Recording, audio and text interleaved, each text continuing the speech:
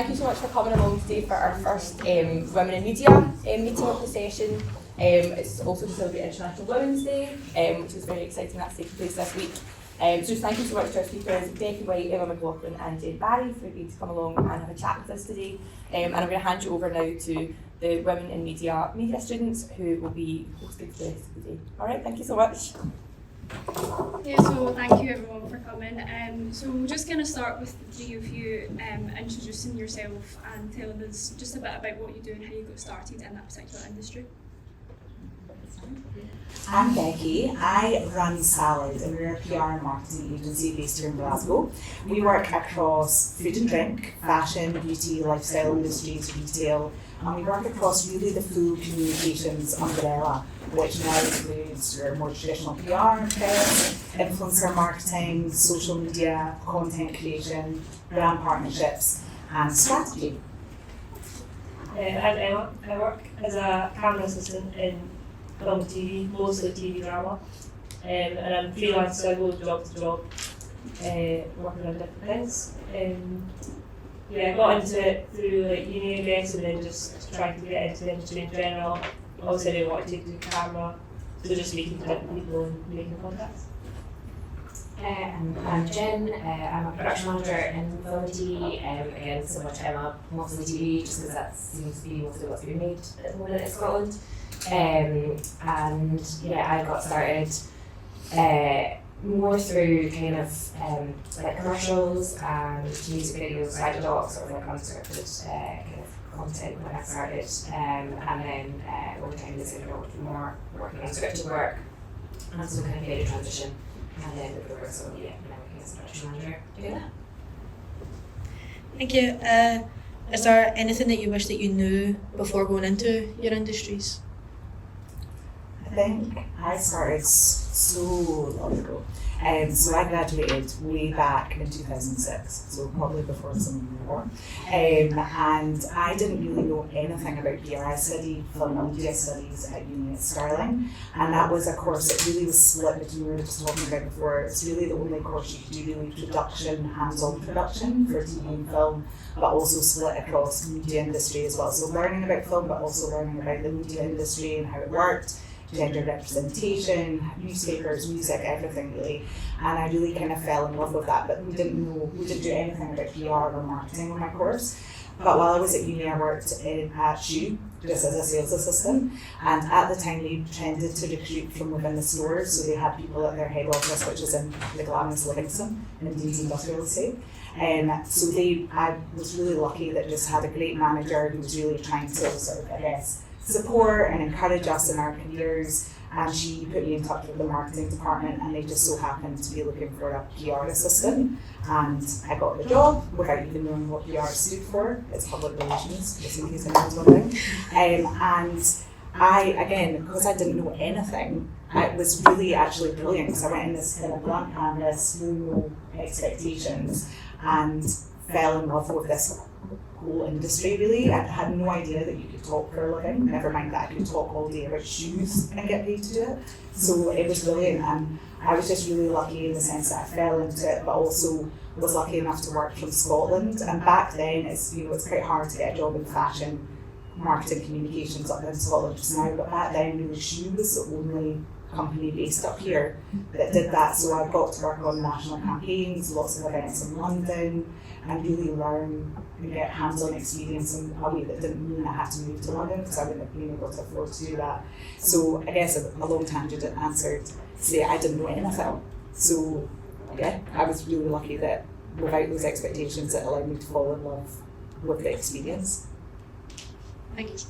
I feel like I wish I knew that people on film sets aren't as intimidating as you think they are. So when my first job that I had in a film set was I was a stand-in, and so that basically means that you stand in for the actor while they're setting up the lights and things.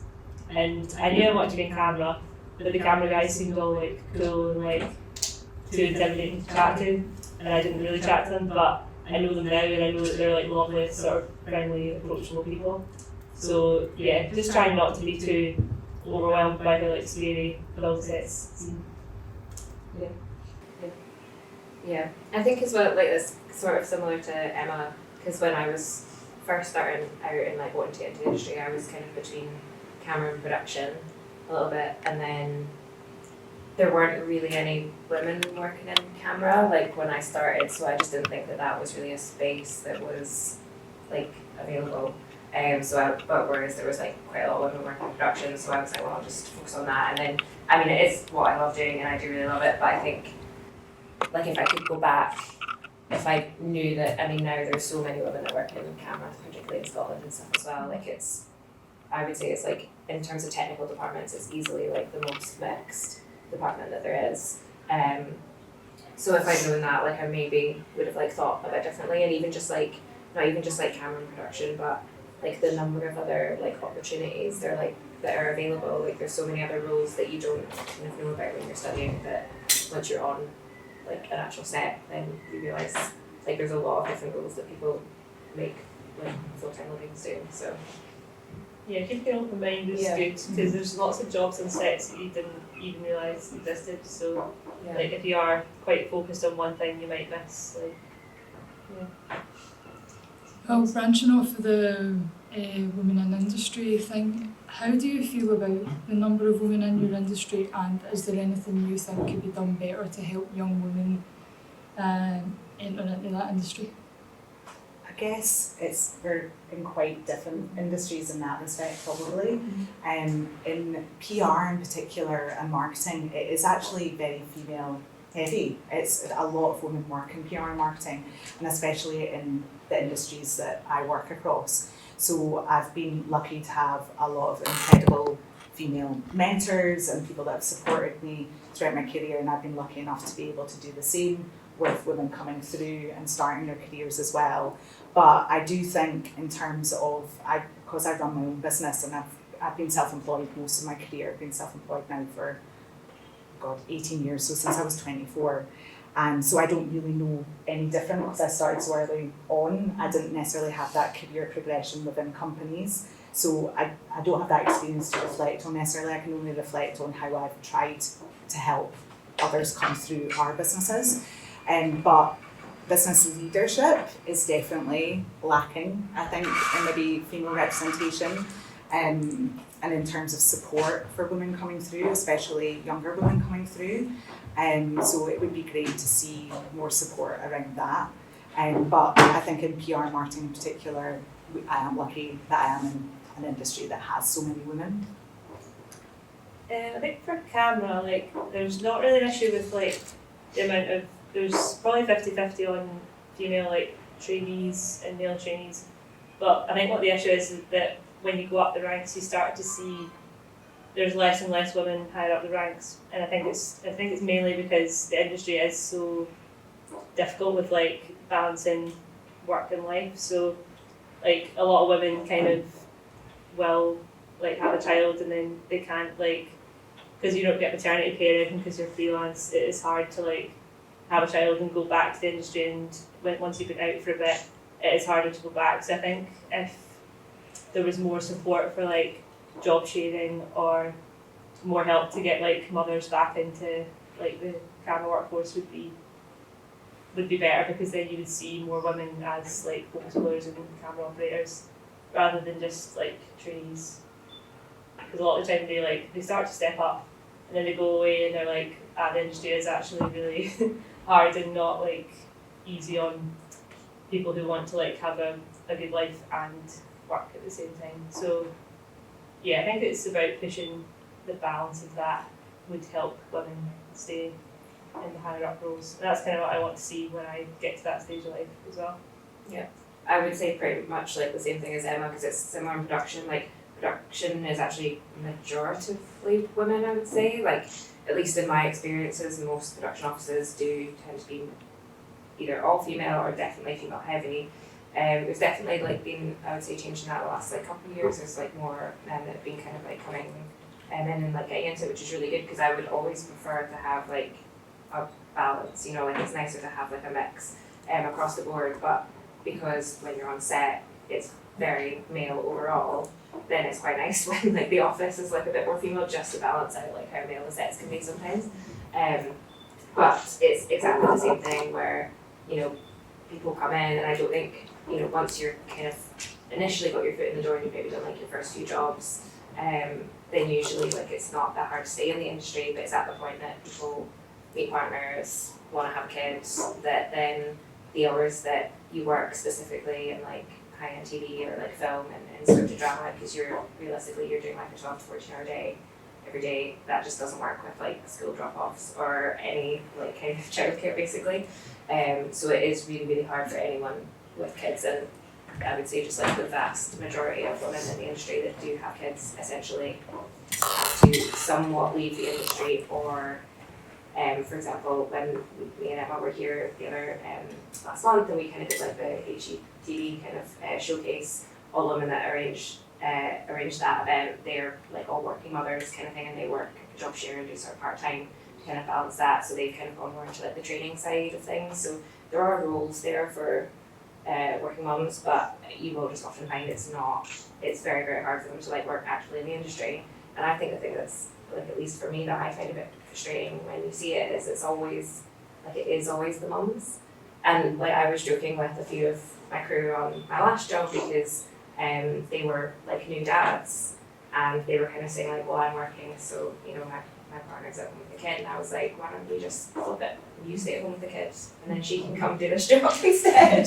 And then there's just I think culturally there's still just such an ingrained thing of when you have a child, the woman does the childcare, and that's more like a cultural change that I would like to see just become like a bit more balanced, rather than like the default of it like always being the woman sort of by default that has to do it, which is kind of where we are still, unfortunately. I think I think as well, like what we're trying to do, because like you say, it's a huge cultural shift that needs to happen, and we're unpicking centuries of the patriarchy, so it's not going to happen overnight. But I think, you know, COVID really showed us that it is possible to work flexibly and better and be more productive. Not in every job, obviously, we have to be on set, but certainly with what we do, like in the PR marketing industry, I think it comes from leadership, and you know, the only way you can make changes to do it yourself. So I don't have kids, but my business partner has 2 young children, and the way we work our agency is much more flexible. It's, you know, we don't live to work or work to live, whatever way around it is, but it is possible, and we work in an industry that is traditionally seen as quite cutthroat and, you know, very competitive. I've got friends that work at agencies in London, and they're, you know, consistently working until 1 a.m, all this stuff. I don't know how they do it with kids, to be honest with you, but it's also not necessary. We don't all need to be killing ourselves, but it's like you say, it's so much tougher on women with families, because the men don't have to make any sacrifice, and that needs to change. So over the years, obviously it's clear that you guys are really experienced, which is good. But over the years, how has technology kind of changed the way that you do each of your work?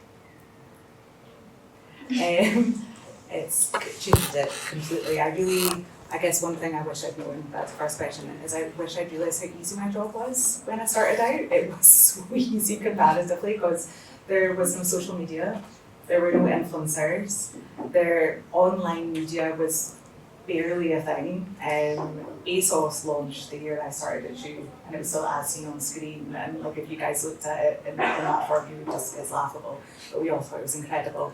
And so really I had to get press coverage, which, you know, at the time was, you know, was competitive, but that was kind of it, and organise events, and if people came to the event, that was a big tick. Now if we do an event, it doesn't matter if people come to it, how many times have they posted, what are they saying, what's their content like. So it's what we have to do as a PR has inflated so much. And in some ways, I'm like saying my job was so easy before, and it's nice to think about those days, but also I must have been so bored, because it's so exciting now, it's so fast paced, and it's so amazing that you have so much more access direct to the consumer that you just didn't before. So you can be much more reactive, you can get feedback, and you know, you can't get away with anything. You have to be completely authentic as a brand. You have to be straightforward, because if you're not, people can see right through it, and they'll know soon enough if you're not.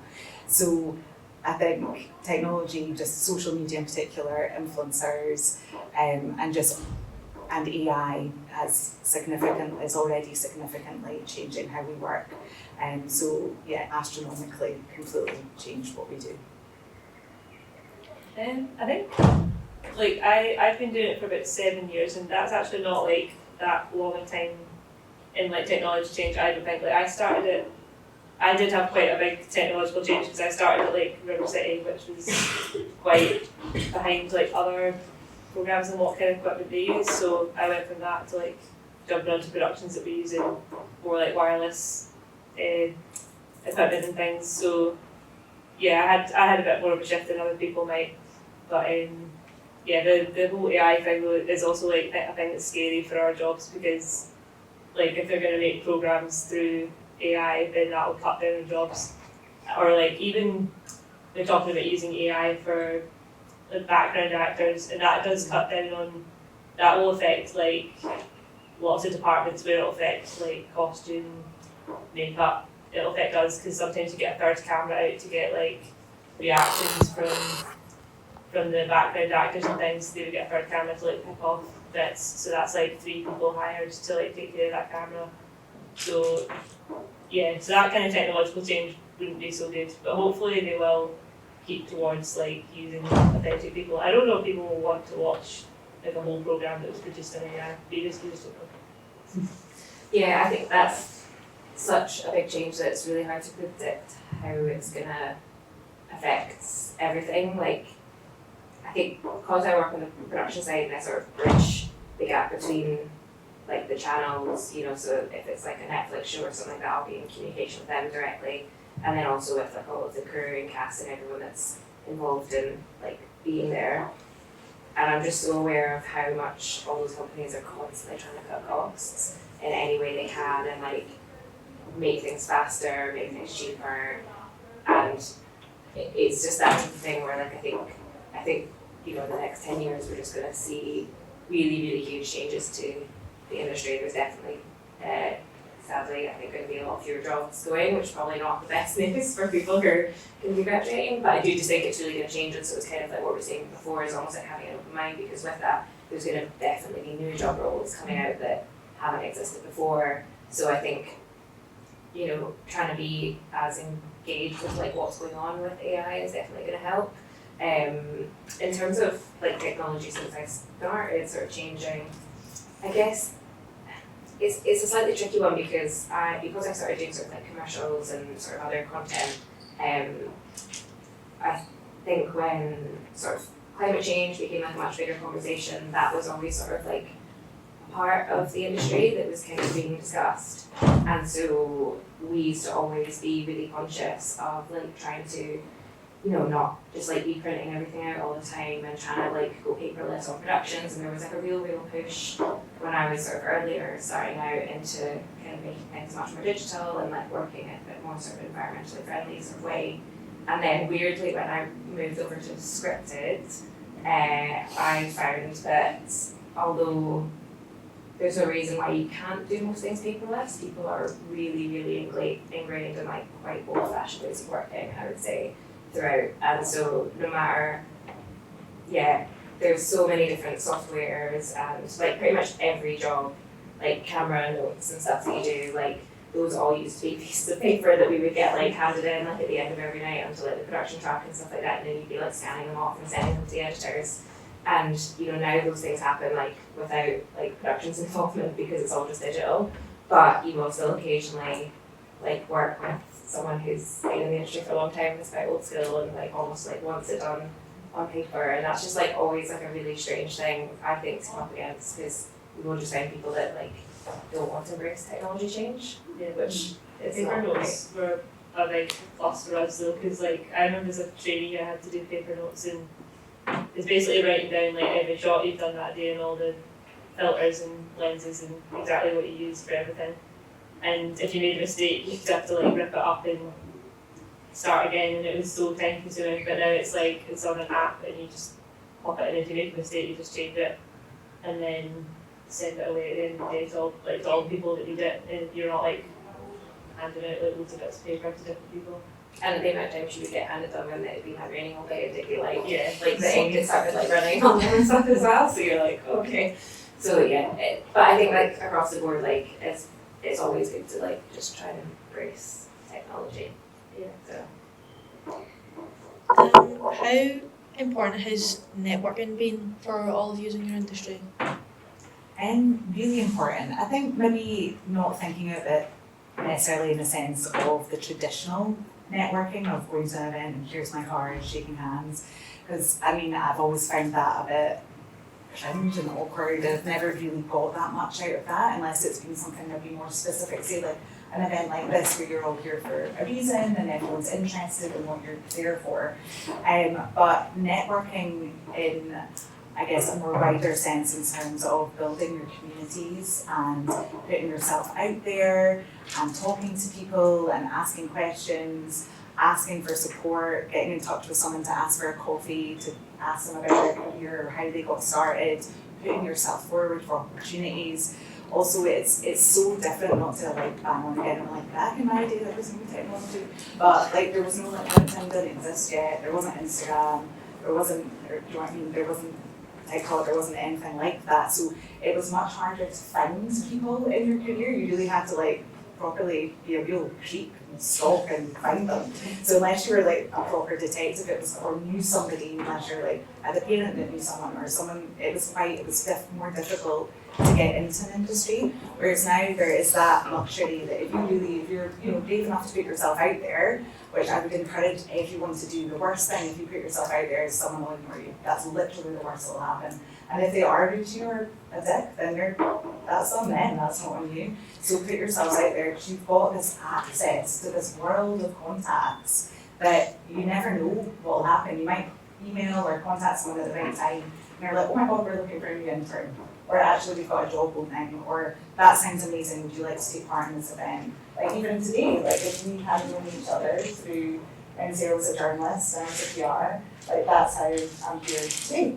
So things like this, it's just all about being open, I think, and putting yourself out there, which can feel kind of vulnerable and scary, but I would really, really encourage everyone to do it, because if you do, you're a million steps forward with other people around you, because so many people are too scared to. So yeah, networking important, but not necessarily in the traditional shaky hand side, but just like, yeah, even on social media can be really a brilliant place to start. Yeah, it's definitely very important for our industry as well, because like the way that I'll get a job is the job that I've got would never get posted online. Is like, well, not never, but Pretty much never. Pretty much never. Like there's a certain amount of second aces working in Scotland. People know who they are, and everyone will have like their favourites and stuff, and they'll ask them first for jobs. So basically, if folks will need to get a job, and they're like, okay, is Emma free? I'll ask her, and that's literally how you get a job. And so it is just who you know.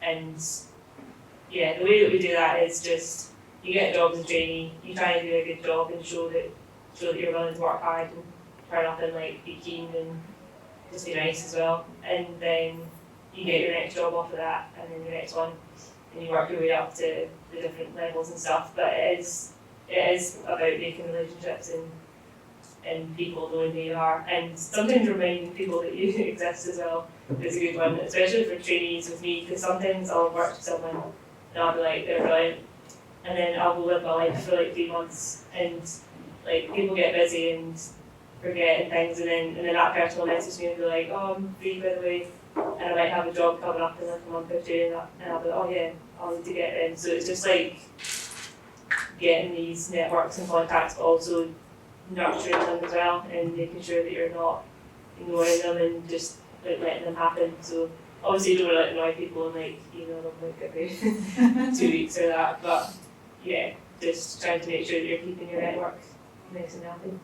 Yeah, I think it's similar to what you've both said, where when I first started, so my like very first kind of entrance into the industry was I did some work experience with a production company, and then they ended up offering me a full-time job off the back of that, and so I was kind of like working in-house with them for a bit, and then I left to go study for 3 years and study for film and TV and try and decide like, do I actually want to be kind of doing that thing, or did I want to be in a different department? And I kept in touch with the producers that, you know, had been working at that company, two of which went freelance and kind of went different ways. And then I kind of did small things for them, like sometimes like in my summer holidays and stuff like that. Sometimes they would have like a running job for a day or whatever that I go and do. And then when I graduated, I was basically offered a full-time job at like a new company that weirdly both of them had ended up like going to and then starting at sort of like a newer company. And it was like if I hadn't kept sort of in touch with them over the 3 years that I'd been studying, then that opportunity like would have never been there for me. So it's more like sort of soft networking, like as I would say, like whereas the actual like we've all done those sort of painful networking events, and especially when you're earlier on in your career, you sort of feel like you need to do stuff like that to like meet people. But I would say it's very rare to like ever have like a concrete opportunity like coming out of something like that. It's more like you might meet someone at something like that, and then a year later, if they've got like a position going, you apply for it, they recognise your name, so you kind of already have like a little boost, like. And a slight advantage because of that, but it's much more kind of like sort of networking that you need to be kind of aware of. And I think like particularly in sort of film and TV as well, because we're all freelance, the thing that I see quite a lot is when I was doing more commercials and stuff like that, if someone did something kind of wrong or like not great, generally they would get let go and they would just like sort of not get brought back. Whereas film and TV, I've noticed is like almost a bit harsher, and that people just tend to sort of ghost you more. Like often they won't tell you if you've done something that like has like made people kind of not like you, but then you just won't get called for the next job basically. And you just then have to try and figure out like, oh, what did I do so that you don't do it again? So that's always really strange to kind of like see and just be aware of, like, yeah, that's why those relationships are so important, because people don't really want to have like the tough conversations all the time. I think as well, with PR and communications, obviously relationships is a fundamental part of the job. So it's our job to have the relationships with the journalists, with the influencers, with people who work across different brands that our clients might want to collaborate with. So that network, it's not just about our network to get work, it's we need networks to literally get the results for our clients. That's why they pay us, because of our relationships. So thinking about if PR or marketing, that industry is something anyone's interested in, I know that's something that I really look for. If someone has the confidence to get in touch and is able to sell themselves to us, I'm like, brilliant, what a great start. And it will definitely make me interested in chatting to them or considering them for an opportunity as well. Now we're going to get into some industry-specific questions. So we're going to start with production first. What part of working in the production industry is it that you enjoy the most? So anyone that really knows will heard me say this before, but I think with production, like a lot of times people think that it's like a normal desk job and like you're kind of like desk bound and stuff like that, but it's not that way at all. Like at least in my whole time like doing it, I've always done very much like a mix of being sort of on set, and then like it's more like having the ability to like work anywhere is the kind of thing, because you just have like your laptop and your phone and you're constantly just like moving place to place like with the crew, and like kind of having to go between like all of the various different parts of the production and like check in with everyone. So you need to have like quite a lot of flexibility to do that. But I like that it's kind of, you sort of don't know like the problems that are going to get thrown at you, because most of what I'm sort of doing on a day-to-day basis is like problem solving the issues that have come up. So that's always quite exciting. It's not like you have like a set of tasks that you know you're going to be doing that day. Is there something that you find most challenging? Yes. The egos in the industry is definitely the most challenging, I would say. Because it's that thing where, you know, when you're in a creative industry, it attracts really, really varied personalities. You know, and like what people think of as a creative person can be so many different things. And you know, sometimes you know, most people I would say are like normal. But like particularly, actors are often very interesting people who need kind of wrapped in cotton wool and looked after in quite delicate ways, and you do just get really quite unhinged requests. Sometimes, and so they are just like bizarre, and actually I was kind of like laughing earlier when you were talking about like sort of like brand integrity, because, and I don't mind saying this, right, I will always say who like the lovely people are, but ultimately I think if you're horrible, I'm not gonna I won't say who the people are horrible, because they've done it themselves basically. And the one that always really shocks people that is like a bit mental is Stella McCartney, which is her brand. It's so built on like this kind of earth mother, like having all these like morals, and she's one of the most insane people who just chain smokes and just drops cigarettes. You have to have a runner like running behind her, like picking cigarette butts like off of like the beautiful like landscape she's in, because she doesn't care about like anything in the environment at all. And so it's just really bizarre when you're working with someone like that who's like outwardly very image is like one thing, but they are very different. Yeah, they call it really good PR. That's why PR is important, because as soon as you hear, you're like, oh, this is all not real. So that's always like the difficult thing, is because some people are, like literally completely mental, some of the things that you get asked to do. But it's always just, I think just going in and sort of like knowing that it wasn't something I think I was prepared for, like when I came into the industry, is sort of how much you kind of have to like baby through things is always like a little bit of a surprise to me, especially because I know like for a fact that the Stella McCartney is kind of different because she's grown up in a completely different environment. But when it's like a normal crew member who like phones me at 10 o'clock and says, how do I get to work tomorrow? And I'm like, I don't know, you figure it out. Like, you take the job, you know where you have to be. Like, it's not my responsibility to like get you there. There's just a lot of like really strange things that, especially because I work in production, because it is our job to fix things. Sometimes people think that literally means like anything within the remit of their life, regardless of whether or not it's relevant to the job or not. So, yeah. You have never done that.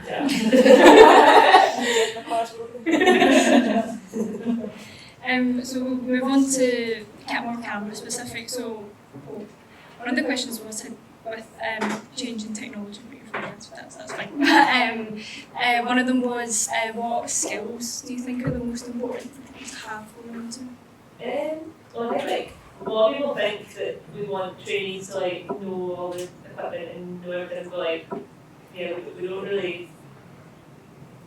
And like it's hard to say don't care, but I just want someone that will come in and be like willing to learn and not be afraid of like getting stuck in and like moving kit and being like proactive. Being proactive is like a big skill, I think. They often say like to sort of make it happen attitude where like if someone gives you a problem, you need to be able to like solve it quite quickly. And like if it's about to rain, I know you're busy doing something, like change the lens or what have you, and I kind of want a proactive trainee who's going to be like, right, it's about to rain, you need to get an umbrella, hold your camera, you need to start covering up monitors and things. So yeah, like proactiveness is definitely like a good skill to have.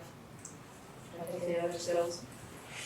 Yeah, having like an aptitude for technology is obviously a thing as well, and being able to keep up with, because we do have changes in equipment, but if you enjoy working with like technology and enjoy learning new things, like I learn new things all the time, so I have a lot of expert on like every camera and every piece of technology that comes with it.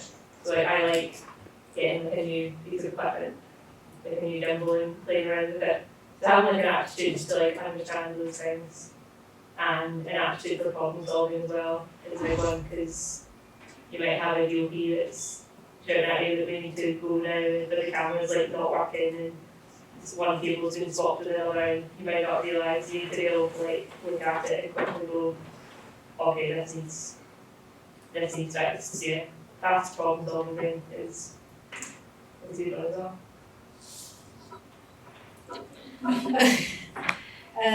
Now for the kind of digital and PR kind of questions. What skills do you think people entering the industry nowadays are kind of like lacking in? Lacking in. Yeah. I think we've noticed maybe potentially, so people coming through now don't necessarily like using the phone very much. Which is quite important. It's not the same as when I started out, when honestly everyone would have died. You had to send, if you sent out a press release, you had to do a call round to every single journalist you sent it to. They did not want to talk to you, no one wanted to talk to us. And you had to phone it every single one to like, hi, did you get my email?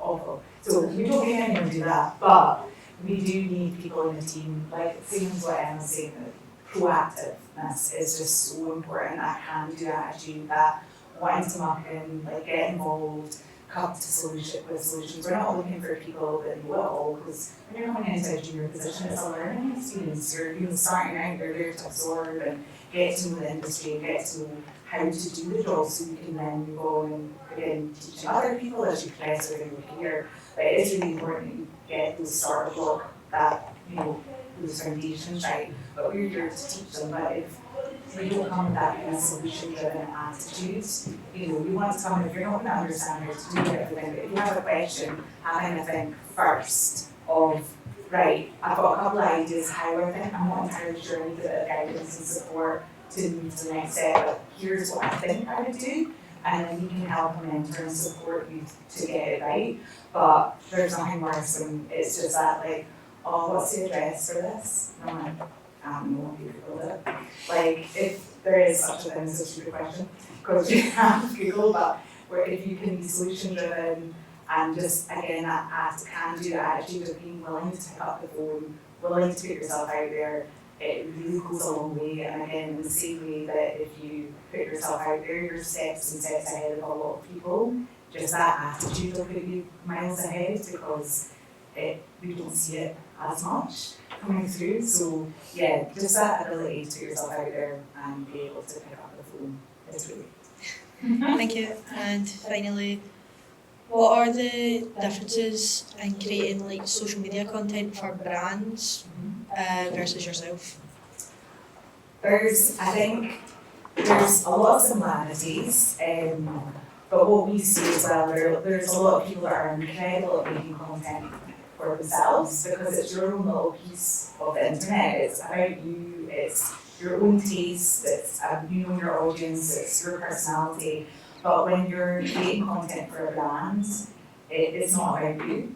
It's about them. It's about who's their target audience, what is their tone of voice, what are they trying to say, what is their why. Your lived experience will hopefully help to add to the creativity and bring new ideas to the table, but it's always thinking about who are you talking to, who's this product for, who's this brand for, and how do you bring that to life? Is it, you know, are you being authentic to that? And that's not about your own identity necessarily. Your identity can help shape it, but it's thinking about the brand, and it's a bigger community, I guess, is probably the best way to look at it, whereas your own personal is very much just about you and your taste.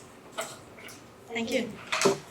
So that is all of our boring questions answered. So it's just if you have anything else that you kind of want to say, or if anyone has any questions themselves that they would like to ask, or just anything that you would like to add in to anything that we've discussed. Does anyone have any questions? I have a question. So one thing that I found that I was something quite badly when I was starting out into strategy was imposter syndrome. And I had a media qualification, a journalism qualification, but I would look at things and I thought, if I'm not a perfect fit for that, like, so if I had to go into production or camera, I would go, well, I'm not qualified in that because I've been doing all this writing and that's what I'm qualified in. And I remember seeing something that said, if there's 10 points for a job, women will make sure that they meet at least 9 of them before applying, but men, if they can meet 2 of them, will chuck in an application. So I just want to hear your experiences of either hiring, working with, or being in a situation where you've gone for an opportunity that hasn't necessarily been your skill set, but it has worked out for you. So I think probably it was imposter syndrome. I hate to say it, but it doesn't go away. If you're always pushing yourself and sort of connecting with like pushing yourself out of your comfort zone. You'll be like, oh, yeah, I feel good to it, and then it's the next bit, you're like, oh god, I'm not sure what I'm going to do here again. So it's that happens consistently throughout life, but it's just about pushing through it. I guess it'll be, starting my first business probably. I absolutely was not qualified to do that. I had no experience. I was 24. I only had 3 years experience working at a studio in another small agency. But I just was so miserable in my job, so unhappy, and just quit on the spot one day, nothing lined up. So I was unemployed and didn't know what to do. And there wasn't, again, wanting to work in fashion and PR in Scotland, which back in 2009 was lacking. So unless you were kind of creating the opportunity for yourself, it wasn't really there. I gave myself 2 weeks. I was like, right, I can get a job back in Sure Pizza Hut again. If I don't have a job, it'll be fine. I'll have money coming in. But I just put myself out there and was meeting as many people in the industry as I could. And I met another freelancer. I wasn't a freelancer at the time. And she gave me the best advice I probably ever had in my career. And she was like, well, why don't you just start up in your own, start your own business? And I was like, I can't do that. I'm a qualified, I've got enough experience, blah, blah, blah. She was like, well, what's worse will happen? You end up unemployed. Oh, wait, you're already up. Savage, but she was right. So I went in the company's house that day, set up, and didn't have any clients, nothing. I was like, I had no idea how to do anything. I named the company Becky White PR because I didn't even know how to name a company. It was called that for 9 years. So if you do set up a business, think about what you call it first, please. Have some ideas. And just because, again, because I've been building those networks from starting your career, people found out that I'd gone freelance and I got calls and I got work really quickly and was freelancing, and I got my first client within a month and had to turn down freelance work because I had a really big fashion brand that wanted to work with me. But again, if you told me a month before that when I was sat crying in the toilets at a job that I felt like I wasn't good enough to do, I would never have believed you. But sometimes you just got to take the chance, and it might not have worked out, but again, the worst that could have happened is I would have gone and got another job. So you just got to kind of push yourself.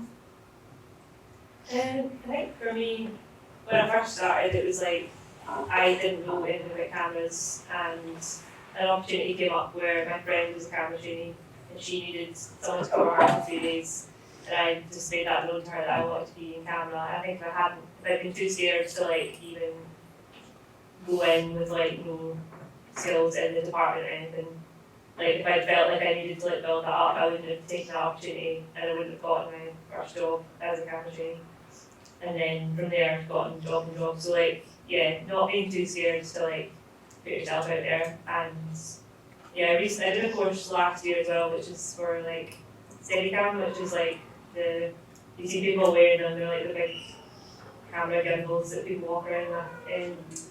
But like that course was kind of like, it was advertised as people who've been in the industry for years, like very experienced people come along and like apply for this. And so I ended up getting into it because I think one person dropped out who was a focus puller, which is like a level above me. And I was offered to get that, but I think if I looked at it and been like, oh, it'll just be like operators and focus pullers, that'll be on the course, like I'll get on it, then I wouldn't have gotten onto that course, and for that I've been given like help and stuff to get into that. So that's been like a big opportunity for me recently. So just not being scared to apply for things that you're saying. And women are worse for that, like feeling like we have to have everything in a row before we or feeling like big enough to do it. Or even like saying you're interested in something, you almost feel like, oh, I need to know more about this before I can even express an interest. Which isn't the case, most of the time. And it's so true, like when you say that about, because I see that all the time, because I like tend to get like a lot of CVs and stuff in for jobs, and if you have, it's rare, I would say, because going back to the networking thing, like most jobs in film and TV aren't advertised or posted anywhere. It is literally who like do you know someone that's on that job, they tell you about it. Like before we came in, Emma and I were just chatting about what's coming up, what jobs are coming up. So it's like that constant thing that you're always doing with folk that is like just like sharing information. But you see it all the time, like with people who send CVs in, that there's definitely like a lot less and going for stuff. And I really remember, like, as well, I think a lot of time people equate like age with experience in a lot of ways. And I don't know if that's something that you guys have had as well, but like, you know, I started in the industry when I was 16, and I've been working like basically full time from then. So I have been doing it for quite a long time now. And I remember like once speaking to an electrician on set, and they quite a confident person, and they were kind of like giving it all a chat and stuff, and saying, "Oh, I've been doing this and I've been doing that." And I didn't really know them well, so I said, "Oh, well, you know, how long have you been in the industry for then?" And it was like 3 years, and I was like, "Oh, all right, okay." Well, I've been in the industry for like 15 years, so it's like so often it's like the people that are like the loudest in the room and kind of like give off the most confidence. In my experience, are often actually some of the lesser experienced people, and it's like just I sometimes just have to like remind myself of that like I actually generally have like a lot more experience than like a lot of people that I'm working with, because people will look at you and go, oh, like assume certain things about you because of how you look or the age that you are or something, rather than just based on the experience you have. Yeah, I get that quite a lot as well, where like, because a young woman, yeah, like, I'm not going to talk about it as a but I could probably pass for like younger than I am. So I think some people look at me and assume that I'm less experienced than I am. And sometimes I'm in a role where I'm like, so you get like A and B cameras, and sometimes the A camera team has slightly more responsibility, just in terms of like organising kit and running things with slightly more insight in the camera department. So sometimes people will treat me slightly different than they would like a 6 foot guy that looks a bit older than me. Like, it's just, some people don't, and I see the difference a lot. And like, so there's the AE department, they run the set, and the first AE is like in charge. So people assume it's the director, but it's like first AE is the one who's making sure everyone's doing their jobs. And they make a big difference to me because I'm working with them a lot. So and sometimes they treat me just like as if I was anyone, and sometimes they do treat you like you are like failed and you're like that. Like not treating you as if you're someone who's more like got a responsibility role in set. So yeah, sometimes you kind of have to amp your job up a little bit and make sure that people aren't like walking away or like not letting people treat you as if you don't have responsibilities and have an important role in set. Have you ever had that really uncomfortable thing where someone assumes that you work in like hair and makeup or costume, you're really because you're a woman, Yeah. and like you arrive like for work and you're like, oh, actually, I feel like you're totally something totally different. I was gonna say it's more security guards that usually assume that like when you turn up, They see a woman and you're like, oh, I'm seeing costume or hair and makeup. yeah. That's all you could add here. Also, the security guard that I really massive lunch when I was 9. And I kept like giving instructions. I was like, was convinced that people should be allowed in wearing trainers. It was an influencer. I was like, right, okay, no, just but yes, let's just like do the job. He kept coming up and asking our junior comms assistant. He was a guy and taller than me, but like basically contradicting the instructions of like that what I said, and he's like, wait, she's a boss. And so then kind of had to keep coming back to me. It happened 3 times across 2 days. So the point where I was just like, what? Yeah, just like assuming that I wasn't in charge because I was woman. Yeah. It's so frustrating. Any more questions? Yeah.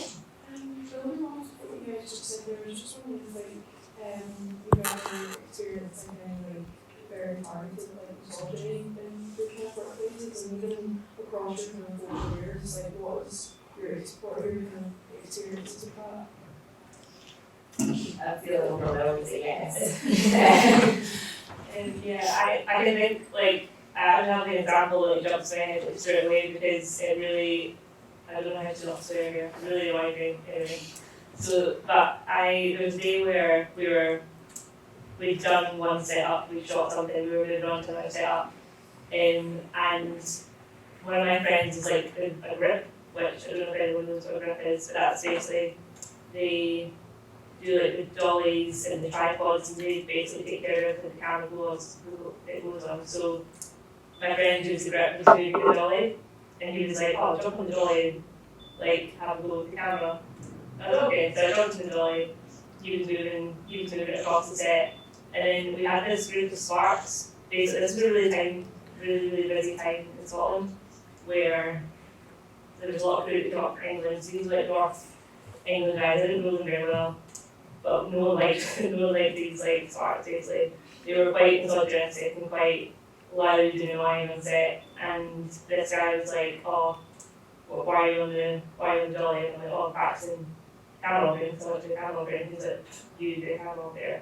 Like, he was properly being like, you can't do that, because you're just like a wee young lassie. So, yeah, and I could tell that was his intention behind it, so, yeah, that really annoyed me. But like people like that, he's an insecure guy. The reason he's probably come up here is because he probably annoyed everyone down south. And you kind of just have to not let people like that get to you, because like their opinions are just silly, because they're just out about, they're not doing well in the industry, they want to put people down. It's just like, it's like bullies in general. Like, you just got to be like, nah, I'm bad. I think, like, I'd love to sit here as someone that's sort of going to here and say that things are better. They're not really. I mean, you guys live in this world too, you see it. But I mean, again, like in the sense that I'm in a very female-centered industry, and so we kind of have, and also own companies, we can create a culture where that does not exist in my immediate environment, and never has done. And that's something we work very carefully on and are very passionate and advocates about. But, we have clients, we work with different brand partners, and there's just been so many examples over the years. I'm sure everyone's experienced it. One that springs to mind was, again, running a high-profile event for a different brand in the summer, and there was a consultant working on it for a massive hotel chain, and a consultant that was working for the financial company that owned the hotel group. To be honest, I have no idea what he did. I think he just got paid a lot of money to just be there. Like, I'm getting paid a lot more than us and doing work, which was frustrating in itself, because he was middle-aged man who played golf with someone probably. Not to make assumptions or stereotype. I came in, like, because I was running the event, so I had to be in charge. And you have to be, assertive or bossy, or, as you get called. And I went into the room where I'd just been, like, doing a big thing, and there were people talking, and this consultant came in, he was just like, don't worry, babe, we weren't calling you a bitch. And I was like, okay, one, why did you feel the need to say that to me? And this was after sort of lots of little micro comments that you couldn't say anything about individually. But just like that, just like trying to undermine me in front of a room full of, and it was all men, undermine me, and I was like, oh well, if you are calling me a bitch, I'm sure I'm doing something right. So but I was like, you're not going to intimidate me. But that was exactly what he wanted to do. But yeah, that's probably the most recent thing that's since terrible.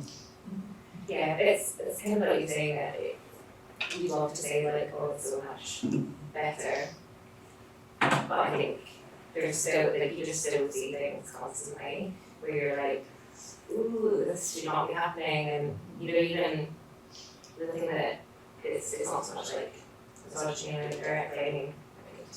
You have examples and stuff like people literally like snap my ass at work and stuff like that when I'm literally their boss. I can fire them, and you just think like how should you argue? Like what do you think is gonna happen here? Like how and stuff like that literally has happened. But the thing that I always find really frustrating is obviously there was sort of like Me Too movement, and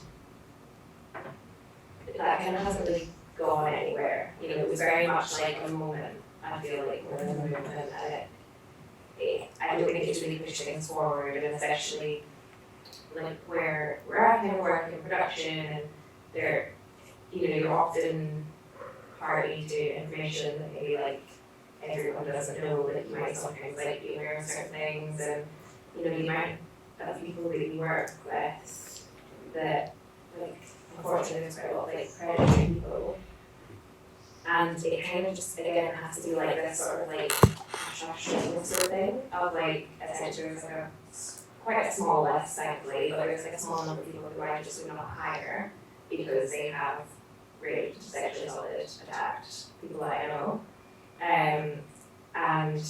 But there's never, because we're all freelance, there's never like an official thing. And so, you know, I had one person who was fired up a job that I was on, and 2 weeks later was working on another job. You know, because they can just like pull someone else and go, I'm available.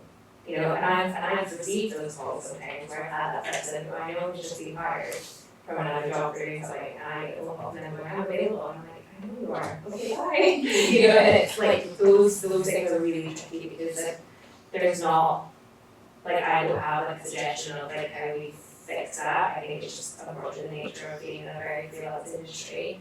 It's just a shame that all these things are very like word of mouth, and you know, you see it constantly, like things like, you know, like Big Williams obviously was in the news and relatively recently, like his name has been on about for years and years. It was the same like Kevin Spacey visited my meeting when I was eating, so everyone at my meeting knew that Kevin Spacey was a predator like a decade before that ever came out, you know, and it's all these things are very much like there's repercussions often, so that's the thing that is very frustrating, and it's kind of like why you need that network of people that you trust, like when they tell you something about somebody, you're like, oh, I know that this isn't just this person telling me about it, this is actually something I'm gonna like in mind. I think the best way to think about that will be like women supporting each other. I've always just got like a lot of men that I work with who are like uncles and stuff, and like I trust them, and I know that I could go to them with like something that happened, but then also we do need women to like support each other, and like so you're not doing it as lonely, like. And I think it's stuff that's really happened to me when I was training, that I would wish that there had been like a woman high up in kind of department that I could have gone to. Because there are almost like those smaller things which those are so common, like to a certain extent, like getting a little bit of microaggressions and stuff like that like you would never want to like raise as an It issue. happens, I think, in an isolated way to a man because they don't experience it. I think especially like millennials, like probably Me Too movement. It was when that happened. There were so many things when I started talking, the stuff that we thought was normal, that suddenly speaking that you guys were like, what? Why did you think that was normal? But it was just the culture. And I think it's those conversations like you say having that female support, but it's also men advocating for us because that just doesn't happen. That's only which changes when happening, I think. Like boundaries for the behaviour and stuff.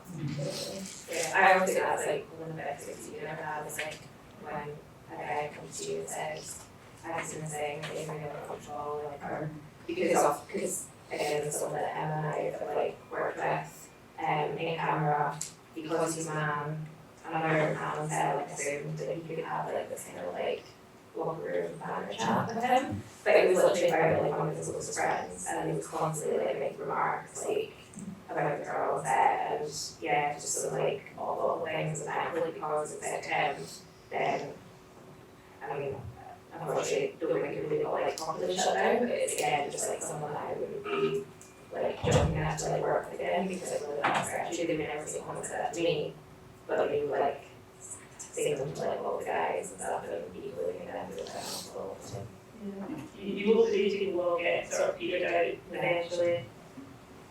It's very slow, isn't it? Yeah. I think that there's definitely like, I won't name names, but there was like an older man who worked in a certain department who was very problematic and just everyone knew. But like, and there was a few instances where like things happened in one job, and one of them was to me, well, one thing, you know, this stuff was like online, so they're like never like properly punishable, but and you report it, but then it doesn't happen because he knew that he could do stuff like on this line. But like, I think he came up to it tired now. So like people like that are eventually getting I don't want to feel like we're making it it's more just I think just like being you have to like protect yourself. I think like for example one of the people I work with a lot, one of the reasons I work with them and that we work really well together is because one time I went and said to them, oh, there's this person who's potentially going to work on this job. They actually told me I would love if they didn't work on this job. And they didn't even question it. It was just like, end of, we don't each other for years, so they just knew that like I wouldn't say that if it wasn't something real. And they were just like, oh, and that was the end of it. And then that person just wasn't like that. So they should Exactly. it shouldn't ever be, oh, I trust you, you're not making up. It should just be, Yeah. you've said this, we believe you. Like, it's, and I think until that changes from the top to the bottom, you know. Exactly, and unfortunately, the thing that actually frustrates me the most with like any of this thing, because you can all talk about like the problems that there are, like we all know the problems. The thing that I have seen a couple of times, and is the most frustrating thing to me, is unfortunately older women dismissing things that men have done, you know, on set, and whatever that is, you know, if it's comments, if it's, you know, it's like, it's sometimes like women who, because of their age, I could probably take a gamble that they maybe had way worse stuff said to them, and so they've almost like internalized that as normal, and then weirdly, rather than, like the view that I take is like, I want to make it better, like I always want the people, like the next generation older to like have less of the problems that we had, to like not have to deal with those things, not have to have those things said to them. But there are a small number of people who like have kind of like internalized it in a really strange way and will almost defend bad behaviour of others, which is, that's the worst thing I think to see is always like really upsetting. We're trying to make it better. Exactly. I'm sure. Do you have any more questions, Mary? They're also I excited. have more questions, like, ask something positive so you can say something Yes, positive. it's guys. Do you have a more positive question? What about, let's finish on one quick sample piece of advice for everyone looking to join the industry. I'd say, I think I've said it already, but I can't say it enough, just put yourselves out there. No one is going to come and find you. If you want to work, I'm not going to be like searching out to like, I'm sure there'll be someone out there that wants to work here, but it's put yourself out there, but also please, when you get in touch with someone, make it as easy for someone like me to want to go back to you. Please don't just attach your CV with nothing else. There's no email even there. Why are you even sending it? What is this for? What do you want? Yeah. Did you mean to send it to me? You know, you want to make it as easy as possible to the person you're contacting to come back to you. You don't want to, like, are you guys looking for anybody? Right, I've got to email you back to ask you to send you my CV, like your CV. Think about selling yourself, packaging yourself in the easiest, most exciting way possible. And again, people are not doing it very well. So like, even if you just think about it a little bit, again, you'll be miles ahead. So just putting yourself out there, making yourself vulnerable. Again, the worst that will happen is someone doesn't reply. And sometimes when I don't reply, it doesn't mean I'm not interested. It just might mean, especially if it's for internships or job applications, I file it all. And then when we're looking, I go back and go through them all, and then you get in touch with people just when the time's right. But just put yourself out there, start following, start interacting with brands or companies or people that you're interested in, that you think you might want to work with one day. Because people notice, people might reply, you just never know who's looking at something at the right point. But yeah, just make it as easy as possible for someone to reply to. Like, put in a little bit about yourself, say why you're getting in touch, why you're interested in that particular company. If you're applying for jobs, don't send out just a blanket email to people, because you'd be surprised the number of times it's like, I'm really interested in music production, or someone who sent it to me, and I'm like, good for you, me too. So like, just try and personalize it, think of something unique about that company, why you're interested, because it really will go a long way, and it's so simple and so easy, and it's free as well. Always change the name on the email as well. Always double check that. Because We've all done it. We've all done it. we've had that before where like someone's done that and obviously been sending out the same email to a bunch of people, and then it just became a discussion on like a group chat with camera assistants where they're like, did you get an email from so and so? And then everyone's like, we all got that exact same email. So like, yeah, maybe like You know you're copy and pasting. Like I do that all day every day talking to journalists. I'm not writing an email 100 times, but like just be careful. If you do this, personalize it and take the time. Yeah. Like, I see that you worked on, I really like that programme. Yeah. Yeah, literally all it takes is going on the company's Instagram or website or LinkedIn, TikTok, and you can find out so much. My advice would be just be like kind and nice to like everybody, not even just the department that you, whatever department you want to work in.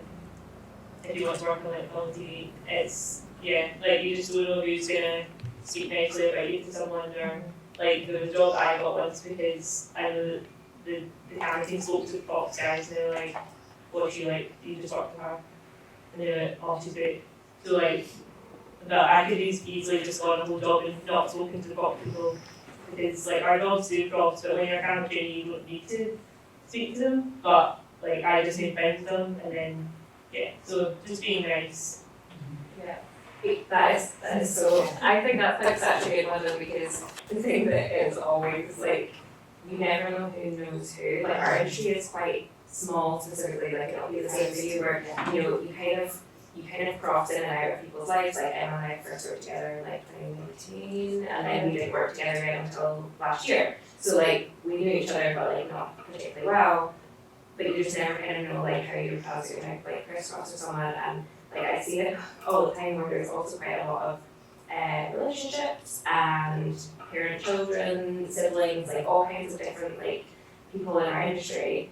And like I've had it before where like someone starts to like bitch about like someone's spouse like in a room that they're in kind of thing, and you're like, everyone always has like the same last name as well. So like so I think like stuff like that is like just kind of like being a bit mindful of like, especially when you're starting out, if you don't know like what those like internal relationships are, like just being a bit mindful that don't like go and just bitch about it.